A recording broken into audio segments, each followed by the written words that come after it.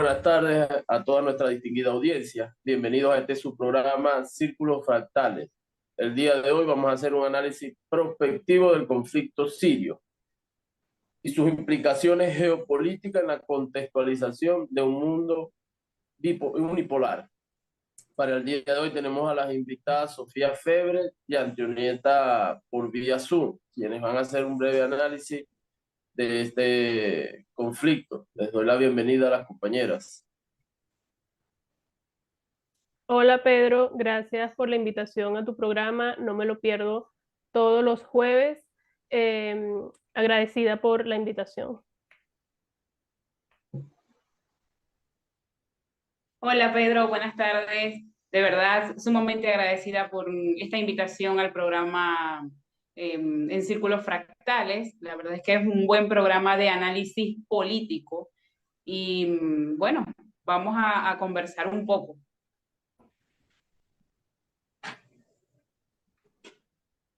En atención a este tema, vamos a hacer una pequeña retrospectiva de su historia, ¿verdad? Desde finales de la Primera Guerra Mundial, lo que es las potencias ganadoras, Francia, Italia, ellos dividieron la frontera del Medio Oriente. Sin tomar en cuenta, mezclaron una gran cantidad de religiones y etnias que, a pesar que tenían ciertas similitudes, compartían esas diferencias religiosas, fueron importantes, ¿verdad?, para ir creando toda esta temática de este conflicto. Luego de varios gobiernos títeres puestos por estas potencias,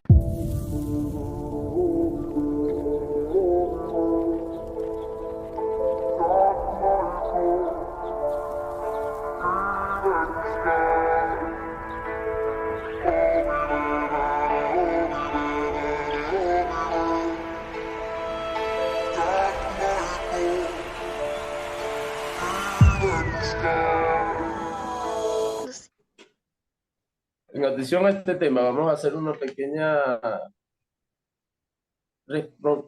retrospectiva de su historia, ¿verdad? Desde finales de la Primera Guerra Mundial, lo que es las potencias ganadoras, Francia, Italia, ellos dividieron la frontera del Medio Oriente.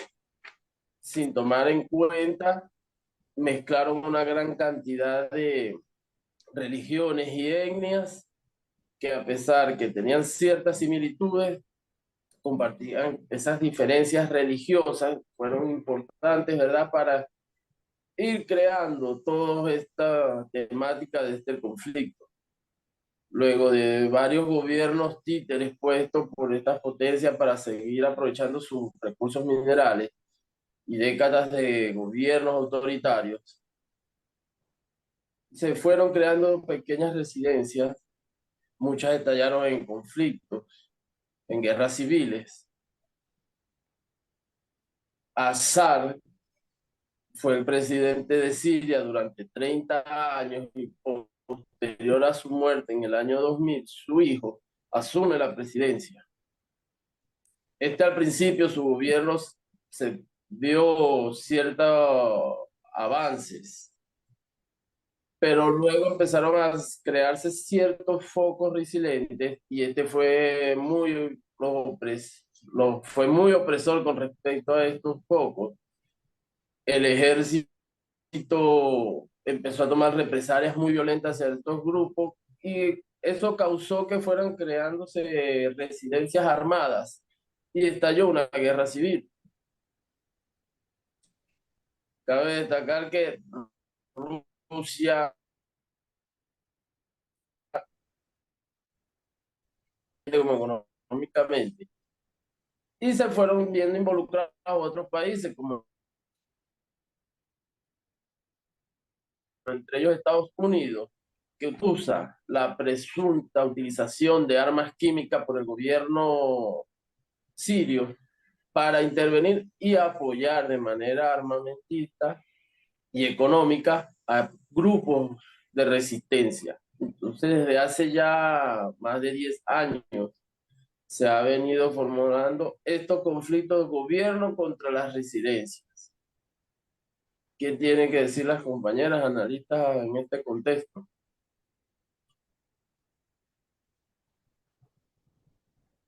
Bueno, dentro de lo que acabas de decir, cabe destacar que la influencia de agentes externos al país ha sido de mayor importancia para establecer la relación en lo que tiene que ver el hecho histórico de la confrontación armada y la disputa de los intereses que intervienen en el mismo.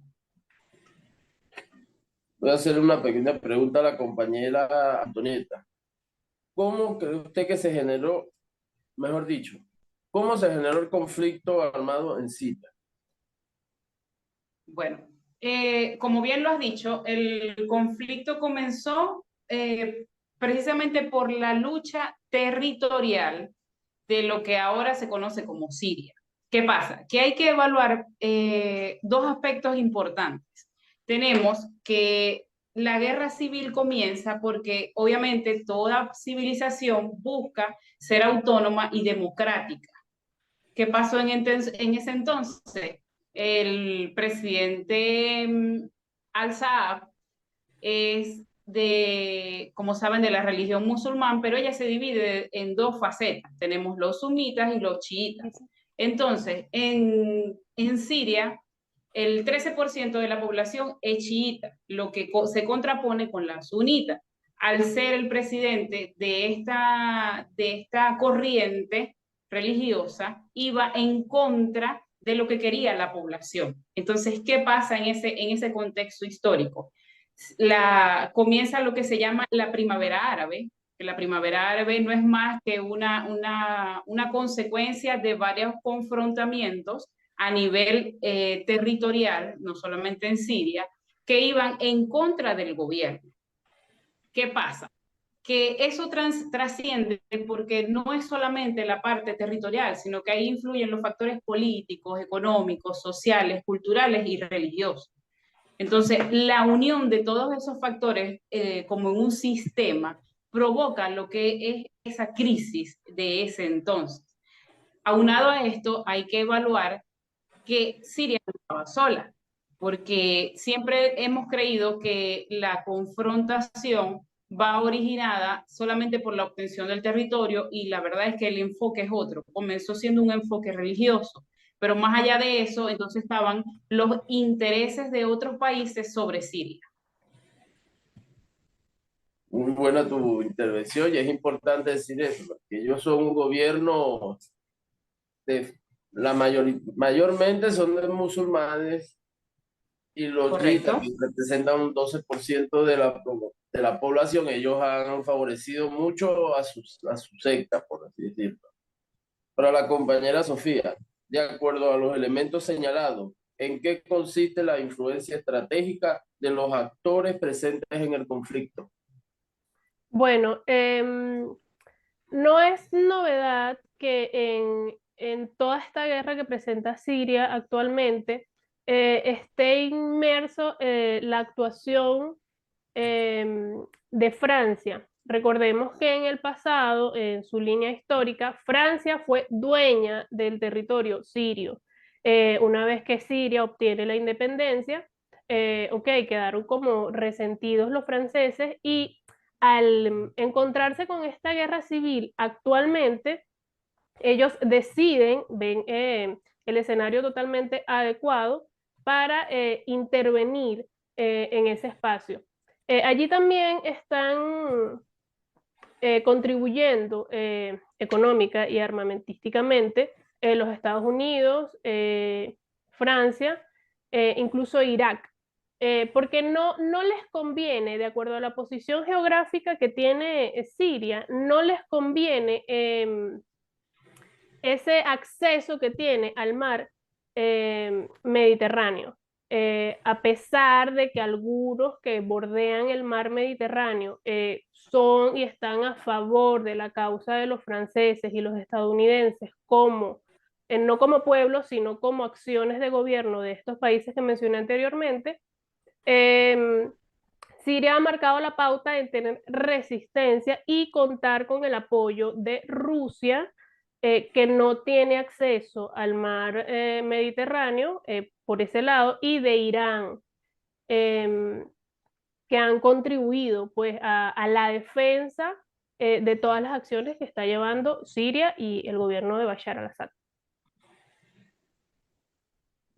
Eso es muy importante saberlo porque si es verdad que sus pueblos están en medio de esa lucha cultural que ellos tienen, esa diversidad cultural, las mal llamadas autodenominadas potencias, ellos lo que están es buscando es ese acceso al mar territorial y bueno, de los recursos estratégicos que en este país se dan. Para la compañera Antonieta, ¿quiénes son los protagonistas del conflicto armado en Siria? Bueno, colaborando un poco con lo que dice mi compañera Sofía, ¿verdad? Durante los 11 años que lleva Siria en guerra, hay que establecer el ajedrez o el conflicto como un ajedrez político y militar. Tenemos varios actores que apoyan por decir así, el mandato del presidente Assad, como por ejemplo China, quien es el principal proveedor de armas para el régimen. Tenemos a Rusia, que es un aliado estratégico de Irán y que se beneficia de las riquezas energéticas de Siria. Y tenemos a Irán, que lo que busca, o sea, Irán es un país donde la cultura predominante es chiita. Por este motivo, ellos se asocian con, con Assad para mantenerlo en el régimen. Ahora bien, en contraparte, tenemos a Estados Unidos, ¿verdad? En un principio, Estados Unidos quiso tener los intereses o la dominación, era para obtener el beneficio del petróleo. ¿Qué pasa? Que eso fue perdiendo fuerza y ellos optaron por seguir la intervención, pero abordando el tema humanitario. A raíz del, del ataque que hizo Bassad en el 2014, el ataque con las armas químicas, entonces Estados Unidos entró en esa confrontación con la ONU para disputar una intervención mediante una ayuda humanitaria. Tenemos también a Turquía, que es aliada de Estados Unidos y que ella no quiere perder ese espacio territorial. Y lo mismo pasa con Arabia Saudita, que ella es el contrario de lo que es Irán. ¿Qué pasa? Que también tenemos que evaluar la parte de lo que ellos llaman terroristas, que son aquellos grupos islámicos que son beneficiados o auspiciados por el gobierno de Estados Unidos con armamento para confrontar el gobierno de Bashar. Hay una parte muy importante que se ha olvidado, que son los kurdos. Los kurdos, más allá de entrar en la disputa por un factor político, ellos entran en su disputa por un factor territorial. Porque si bien ellos han ido creciendo, su población ha ido creciendo, es una población que no tiene un estado, que está como a la deriva. O sea, él está regado por todo el continente Medio Oriente. Entonces, ¿qué pasa? Ellos quieren buscar su unión dentro de un espacio físico territorial. Entonces, ese motivo que ellos tienen es lo que los incita a ir a la guerra contra Siria. Y tenemos al Ejército Libre Sirio, que nace en respuesta a la represión del mandato de Bashar, porque ellos, como lo dije anteriormente, pertenecen a la corriente religiosa sunita. Sí, es importante esto también que el Estado, el denominado Estado Islámico, bueno, ellos han sonado alrededor de todo el mundo, ¿verdad? Por sus actos tan violentos y su violencia indiscriminada, que incluso Estados Unidos, aunque en un principio pareció apoyarlos, ahora se ha dedicado también a luchar en contra de ellos por esa violencia desmedida que ellos tienen e indiscriminada contra todo el mundo que no sea miembro del Estado Islámico. ¿Cuáles Correcto. creen ustedes que son los intereses? Los intereses. Bueno, cabe destacar, ¿verdad?, que quien tiene mayores intereses en este conflicto armado es Rusia. ¿Qué pasa? Que si nosotros vamos a ver Siria, es el dueño territorial por donde pasan los canales de comercio. Entonces, tiene el único puerto, el puerto de Tartus, que además es donde tiene una base militar, una base naval militar Rusia, la única que tiene fuera de su continente. Entonces, a ellos como potencia no les conviene perder ni la base naval ni el paso del puerto, que es por donde pueden comercializar alimentos, petróleo, gas. Ahora bien, tenemos también la parte de la energía, que es otra de las razones por la que Siria es llamativa. Entonces, todos estos contextos crean la disputa de los actores internacionales por las riquezas que tiene Siria. Así como pasa con cualquier otro país que tiene sus riquezas, como por ejemplo Venezuela, que también tiene riquezas en cuanto a petróleo, diamante, oro y los diferentes minerales. Asimismo, como Estados Unidos ha tomado acciones de represión contra Venezuela, está haciendo lo mismo, ha hecho lo mismo durante todos estos años con Siria. Sí, eso es bueno.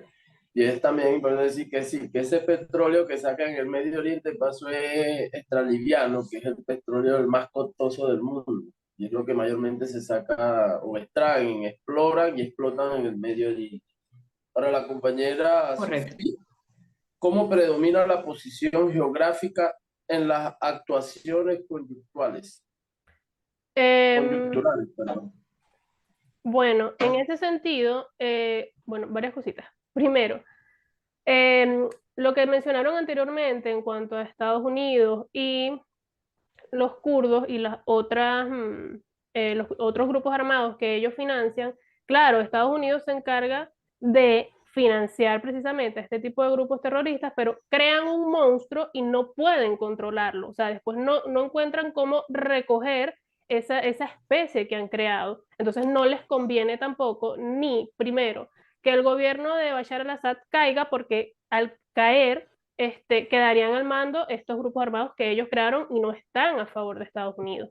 Entonces se les voltearía mucho el panorama geopolítico en ese sentido. En cuanto a la posición geográfica, bueno, varias cosas. Primero, el primer anillo, como lo mencionó Kelly, el primer anillo que bordea Rusia a mano en el este es Irak, es Turquía, lo bordean anillos, países, pues, que no están a favor del gobierno, por así decirlo, de las políticas de Bashar al-Assad y le hacen como la guerra. Y después de ese anillo que está en contra, vienen los aliados, que sería Rusia y que sería Irán. Como se mencionó, es importante, le conviene muchísimo a Rusia mantener la predominancia o el dominio en este mar Mediterráneo, porque de por sí él, por la extensión de su territorio, es decir, Rusia, solo se encarga de obtener el océano Ártico, que es a unos grados de -50, no hay navegabilidad cómoda, por así decirlo. Al tener acceso Rusia al mar por medio de Siria, al mar Mediterráneo, automáticamente tiene acceso al mar Atlántico Norte y este se conecta con el mar Caribe. Es decir, hay toda una línea de conveniencia en cuanto al mar o en cuanto al océano que a Rusia le conviene tener para su multiplicidad de acuerdos que tiene ahora recientemente, hace unos 10 años, con Latinoamérica en toda su extensión. A su vez, es importante destacar que Paulo Freire, aquí parafraseándolo, indica que las situaciones no están porque ellas se mandan solas. Las situaciones actuales, los panoramas actuales, este tipo de escenarios están porque a grupos, a sectores que están en el plano político, geopolítico, internacional, desean que sea así. El que esto se maneje de esta manera para este tipo de países genera ganancias en el área armamentista. Ha influido muchísimo este tema de las ONG, que si bien hay unos inocentes que pueden creer en un proyecto pintado, Estas ONG responden a empresas privadas y transnacionales que son los que financian la guerra. Entonces es como todo un círculo que todo está en caos siempre para que nunca pueda haber la salida Siria en este conflicto. Para la compañera Antonieta, ¿cree usted que el conflicto sirio, o usted también, la compañera, para ambas, ¿cree usted que el conflicto sirio tenga una pronta solución? Bueno, Pedro, realmente desde mi punto de vista el conflicto no debe tratarse como una forma desarticulada o simplista, ya que el dinamismo que hay entre la posición geopolítica, la posición religiosa, la posición energética, nos engloba una posible, ¿cómo explicarlo? Un posible panorama amplio y complejo de lo que es el conflicto en sí.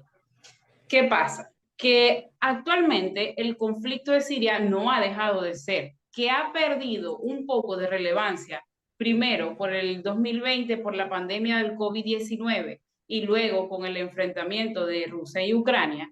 Este conflicto armado ha perdido un poco de relevancia, pero es importante destacar que aún cuando ha pasado a un segundo plano, no tiene una pronta proyección a mejorar, porque como lo dije anteriormente, hay muchos factores que están involucrados y como hay muchos factores, entonces cualquiera de esos factores puede ser detonante para que el panorama vuelva a cambiar y la balanza de poder cambie hacia otro lado. Entonces, una buena proyección sería implementar tratados o estrategias que coayuden a la crisis humanitaria, más allá o sin dejar de ver más allá el problema geopolítico y ver qué actores se benefician de este mismo. Muchas gracias por la participación de ambas. De todo este corto análisis que hemos realizado del conflicto sirio, se ve pocas expectativas de una posible solución pronta a este conflicto debido a a los intereses estratégicos, como ya ustedes bien lo han dicho. Ese puerto que hay en el mercado energético del petróleo, tanto de los recursos que existen en este pueblo, estas potencias que han intervenido buscando sus intereses comerciales, pero han utilizado y han explotado esas creencias religiosas, culturales tan fuertes que tienen estos pueblos, y que algunos de ellos, como ustedes también mencionaron, no han tenido un territorio propio y están dispersos por todo esto. Eso ha complicado el panorama, entonces, y ese es el pequeño análisis que sacamos del conflicto sirio. Muy buenas tardes para todos, gracias por su participación, gracias compañera Antonieta y Sofía por acompañarnos y realizar esta gran disertación acerca de este tema tan importante que vemos que tiene ya 11 años este conflicto. Intervienen muchos países en él, algunos por intereses económicos, otros por sus pueblos y sus países vecinos es por temas religiosos, sobre todo, pero se ven involucrados grandes países, grandes potencias y no se ve una pronta solución y es lo que podemos analizar de esto. Allí, disculpa, quisiera agregar algo.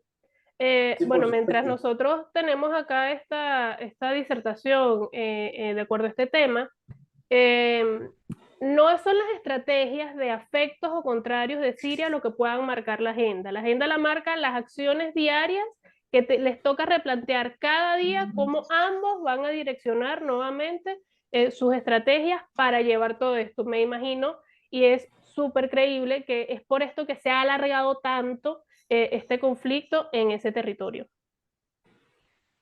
Muchísimas gracias, muy bueno ese aporte realizado a este gran análisis. A toda nuestra distinguida audiencia, muchísimas gracias por acompañarnos. pero que hayan sido de gran interés y aprendizaje para todos, incluso para nosotros como participantes de esta disertación.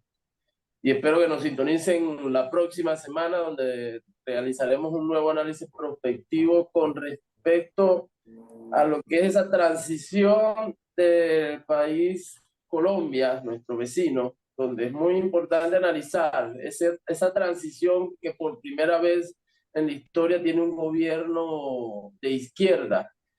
Y vamos a realizar un análisis prospectivo de cuáles son los beneficios que ha ocasionado y los cambios que se han habido en este país.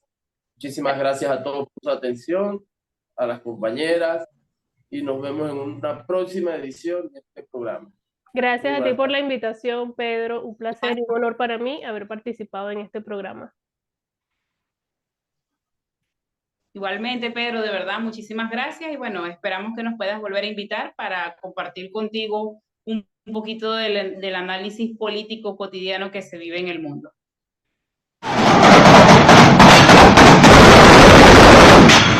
Stop!